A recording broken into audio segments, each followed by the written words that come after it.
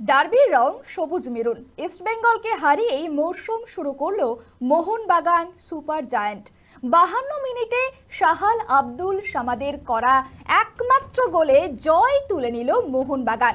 ইস্টবেঙ্গলের দায়িত্ব নিয়ে হাবাস পুরনো দলের কাছেই আটকে গেলেন। সবুজ মেরুনের দায়িত্ব নিয়ে বাগানের নয়নের মণি এখন প্যানোস।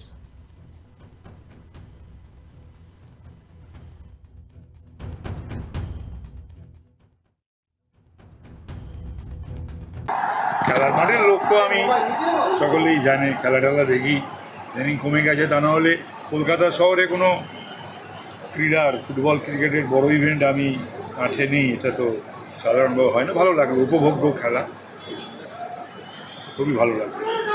ধন্যবাদ জানাবো ইস্টবেঙ্গল মোহনবাগানের সকল সমর্থকদের, যারা হাজার হাজার মানুষ আজকে আমাদের যুবভারতী ক্রীড়াঙ্গনে যেভাবে গ্যালারিতে ভরে সকলে মিলে ফুটবলারদেরকে উৎসাহিত করেছেন। আপনাদের প্রত্যেককে ধন্যবাদ জানাই।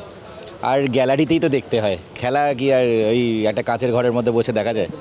সকলের সাথে একসাথে মিলে